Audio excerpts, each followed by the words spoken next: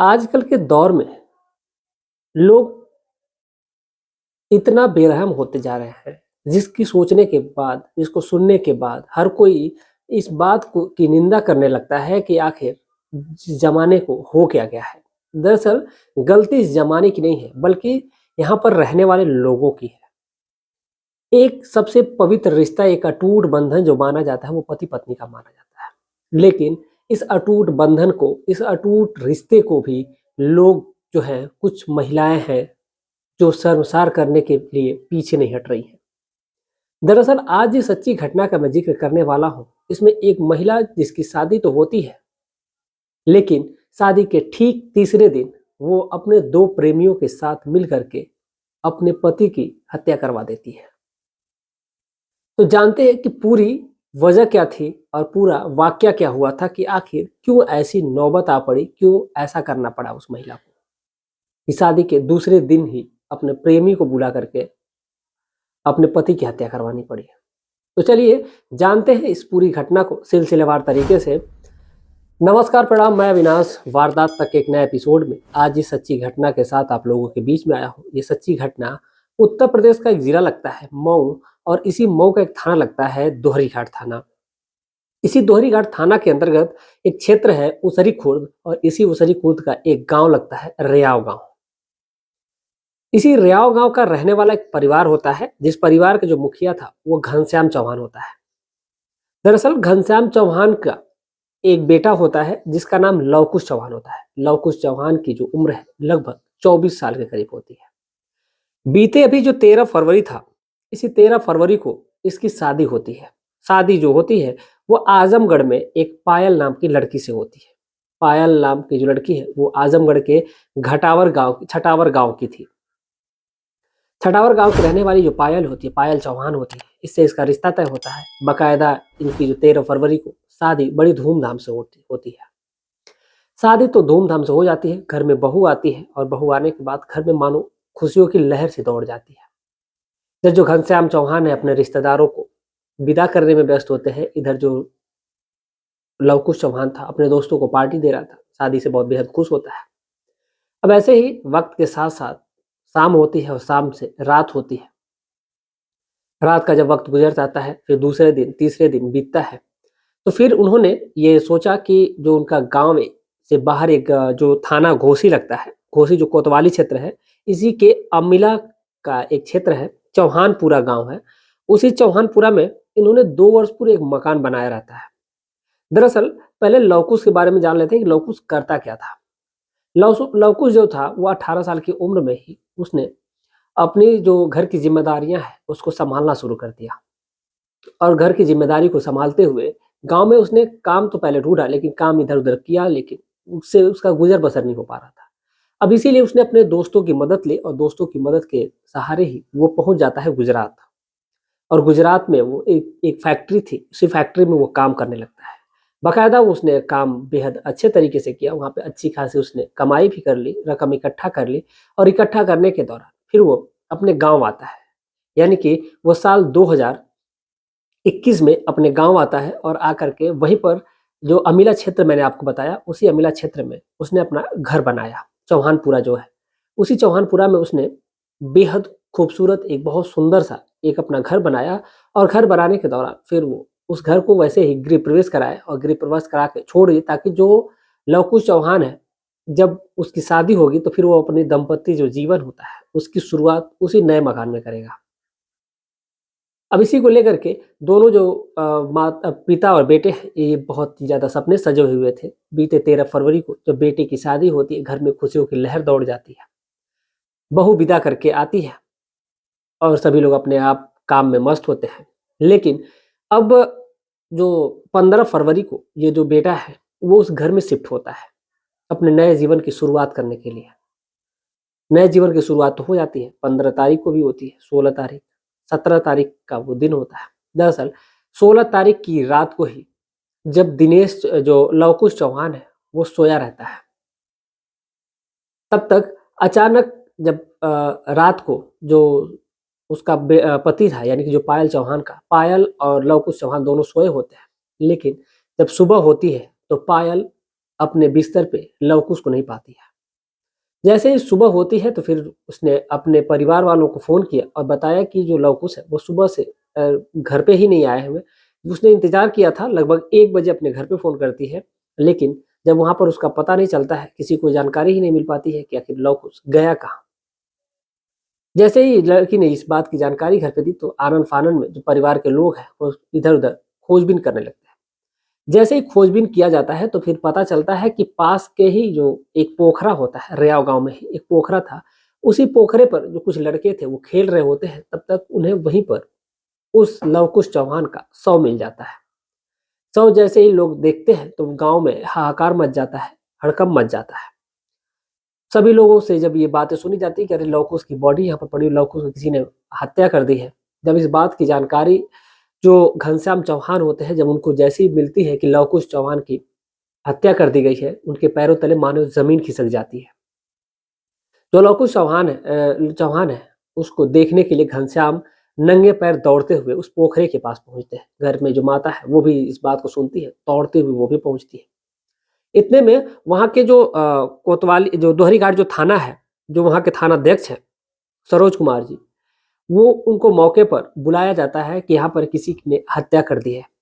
जैसे ही मौके पर पहुँचते हैं लोग, तो फिर पहुँचते ही बॉडी को कब्ज़े में लिया जाता है। जो गाँव वाले हैं, उन्होंने तुरंत रोड जाम करने की योजना बना ली कि अपराधी को जल्द से जल्द पकड़ा जाए। लेकिन जो अपराधी है, वो तो फरार हो गए थे। लवकुश चौहान की बॉडी को ऐसा लग रहा था कि मानो इसके साथ किसी ने बहुत बेरहमी से इसकी हत्या की है, मतलब इसकी गला घोंट कर हत्या की गई थी।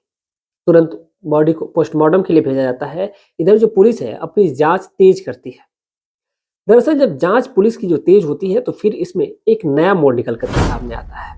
जब लड़की से पूछताछ, या दुल्हन थी उससे पूछताछ की जाती है कि एक बात बताओ कि ये कब से घर से निकला था। लेकिन जो पायल होती है, पायल इधर उधर की बातें करती है। अब इसी दौरान जो लवकुश चौहान है, लवकुश चौहान से का जो फोन है, फोन की लोकेशन निकाली जाती है। तो फिर जो उसकी लोकेशन थी वो तो घर पे ही दिखा रही थी, क्योंकि उसका जो फोन था वो घर ही पर था। लवकुश बिना फोन के गया हुआ था। अब जो पुलिस है अलग अलग तरीकों से टीम गठित करती है अपनी, और इस अपनी जो जाँच है इसको बहुत तेज़ी बरतती है। यानी कि 17 फरवरी की ये बात है, 17 फरवरी 2024, और आज जो डेट है वो 24 फरवरी आज है।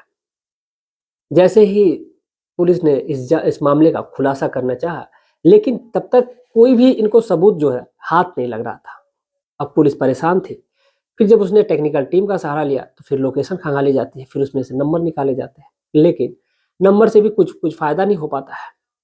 तो फिर जो पुलिस है, उन्होंने सोचा कि क्यों ना पत्नी से पूछताछ करते हैं, कि हो सकता है कि पत्नी से कोई क्लू मिल जाए।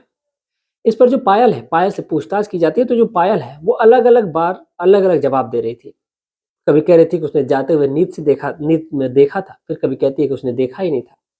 जब पुलिस के सामने वो घुमा-फिरा कर सवालों के जवाब देती है तो फिर पुलिस को कहीं न कहीं पायल पे ही संदेह हो जाता है। और जब पायल पे संदेह होता है तो फिर पुलिस ने तुरंत पायल को उठा लिया और ले जाकर थाने में पूछताछ तबीयत से करने लगती है। जब पुलिस तबीयत से पूछताछ करती है पायल से तो फिर पायल टूट जाती है और सारी सच्चाई सामने खोल करके रख देती है कि दरअसल पूरा वाकया क्या होता है। दरअसल जो पायल है एक कहानी बताती है। अब पायल की जो कहानी है सुनने के बाद सभी लोग हैरान हो जाते हैं, परेशान हो जाते हैं कि आखिर ये कैसे हो गया। दरअसल जो पायल थी, पायल ने एक बात ये बताई कि उसका मायके में अफेयर था। दरअसल मायके में जो अफेयर होता है वो एक दिनेश नाम का व्यक्ति होता है, दिनेश यादव होता है। दिनेश से पायल का अफेयर होता है और जो पायल थी वो इस शादी से खुश नहीं थी। अब इसीलिए इसने अपने पति को ठिकाने लगाने के लिए सोचा। सोचती है कि अगर ये रास्ते से हट जाएगा तो फिर मैं मायके में चली जाऊँगी और मायके में जा कर के फिर अपने प्रेमी के साथ मैं आराम से रह सकूँगी। इसीलिए इसने जो दिनेश है, दरअसल दिनेश यादव जो है, दिनेश अपने दोस्त के साथ, यानी जिसका नाम अभिषेक यादव होता है, जो सुम्भी का निवासी होता है, आजमगढ़ में ये पड़ता है ये दोनों को जो पायल है ये मौके पर बुलाती है। यानी कि जो उसका नया मकान बना रहता है उसी मकान पे बुलाती है और रात का वक़्त होता है। रात के लगभग 1 बज रहे होते हैं जब ये लोग खाना-पीना खा करके सोए रहते हैं, यानी कि लवकुश और पायल दोनों सोए रहते हैं। जो लवकुश होता है वो गहरी नींद में सोया रहता है और जो पायल है अपने प्रेमी दिनेश को जब बुलाती है तो दिनेश अपने दोस्त का सहारा लेता है, यानी कि अभिषेक यादव का सहारा लेता है और लेकर के वो मौके पर पहुंचता है। जैसे ही मौके पर पहुंचता है तो जो पायल होती है वो चुपके से दरवाजा खोल देती है। दरवाजा खोल करके उन अपने प्रेमी को घर के अंदर बुलाती है। प्रेमी जो दिनेश होता है अपने दोस्त के साथ घर के अंदर आता है और देखता है कि जो लवकुश चौहान है वो बेड पर सोया हुआ है। दरअसल जब पायल इशारा करते हैं कि इसको रास्ते से हटा देते हैं, दरअसल ये जो बात है ये षड्यंत्र पूरा पहले से रचा जा चुका था, बस इस षड्यंत्र को अंजाम देना था।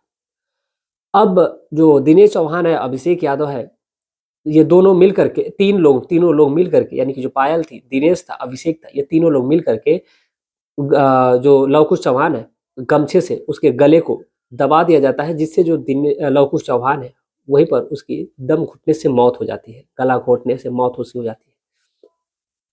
अब फिर बात ये होती है कि फिर अब बॉडी को ठिकाने कैसे लगाया जाए। तो फिर जो अभिषेक है और दिनेश है, इन दोनों ने बाइक स्टार्ट करी और बाइक पर लवकुश को बीच में बैठाया और बिठा करके वहां से उसको ठिकाने लगाने के लिए लेके जा रहे थे। लेकिन सोचते हैं कि वो इस क्षेत्र से, यानी कि जो रियाव क्षेत्र है, इस क्षेत्र से बाहर ले जा करके कहीं ऐसी जगह ठिकाने लगाएंगे। उन्होंने तो ये तक तय कर लिया था कि वो दोहरी घाट की जो नदी है उसी नदी में फेंकेंगे। लेकिन ये ले जाकर लेके जाते वक्त जो बॉडी थी इतनी बेकाबू हो चुकी थी, यानी कि वो मरी हुई बॉडी जो होती है भारी हो जाती है और भारी होने के बाद बॉडी संभाल में नहीं आती है। जो अभिषेक होता है उससे जब बॉडी संभाल में नहीं आती है तो कहता है यार ये तो जा ही नहीं पाएगी। तो जो दिनेश है वो कहता है एक काम करते हैं कि ये जो पोखरी थी उसी पोखरी में उस बॉडी को फेंक देते हैं, धक्का देते हैं, जो बॉडी थी वो गिरते गिरते अंदर चली जाती है और फिर वहां से मौके से वो दोनों जो व्यक्ति होते हैं, यानी कि दिनेश और अभिषेक, दोनों फरार हो जाते हैं।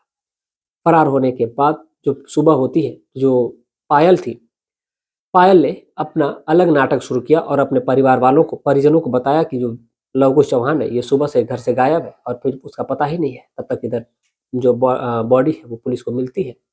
मिलने के बाद जो पुलिस है अपनी जांच तेज करती है और तेज करने के दौरान उसने दिनेश चौहान, माफी चाहते, जो दिनेश यादव था, दिनेश को पुलिस अरेस्ट करती है और अरेस्ट करने के दौरान उससे जो उसका साथी होता है अभिषेक यादव, अभिषेक की जब तलाश अभी जारी है क्योंकि अभिषेक जो था वो मौके से फरार हो गया है।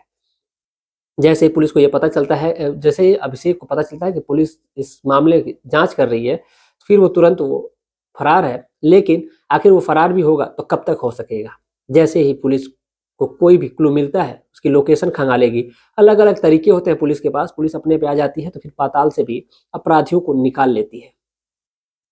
तो जो अभिषेक है वो कहीं भी है, कहीं भी ठिकाने पे हो वो पकड़ा जाएगा। और साथ ही साथ दरअसल जो अपराधी है, अपराधी तो अपराधी होता है, लेकिन जो उसका साथ देता है वो सबसे बड़ा अपराधी माना जाता है। जैसा कि अभिषेक ने अपने दोस्त का साथ दिया और इसीलिए आज जो भी सजा, एक हत्या की जो सजा होती है, यानी कि 302, 305, 307 जो होती है, उसके आधार पर अभिषेक को भी उतनी ही सजा मिलेगी। जितना गुनाहगार पायल है, दिनेश है, उतना ही गुनहगार जो है अभिषेक भी है।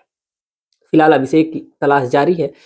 दरअसल जो पुलिस है, पुलिस की जो टीम है, वहाँ के जो थाना अध्यक्ष होते हैं संजय कुमार सरोज जी, उप निरीक्षक प्रभारी भी है, एसओजी जी हैं, अमित मिश्रा जी है, जो कांस्टेबल है भूपेंद्र सिंह जी है, सत्यवीर प्रजापति जी है, आरती सरोज जी है, ये सभी लोग जांच में शामिल होते हैं जिन्होंने इस घटना का खुलासा किया है। तो ये थी आज की पूरी कहानी। और कहते हैं कि यकीन जो मानिए, जो पति पत्नी का जो रिश्ता होता है वो बेहद भरोसेमंद होता है, लेकिन जो कुछ महिलाएं हैं, जो कुछ ही कहेंगे, कुछ लोगों की वजह से ये जो रिश्ता है वो दुनिया को धूमिल कर रहा है, इस रिश्ते को। तो ये थी आज की पूरी कहानी। आप जहां भी रहें स्वस्थ रहें, सतर्क रहें। दरअसल इस पूरे घटनाक्रम को सुनाने का उद्देश्य किसी की भावनाओं को ठेस पहुंचाना नहीं है, बल्कि आपको जागरूक करना है, आपको सचेत करना है।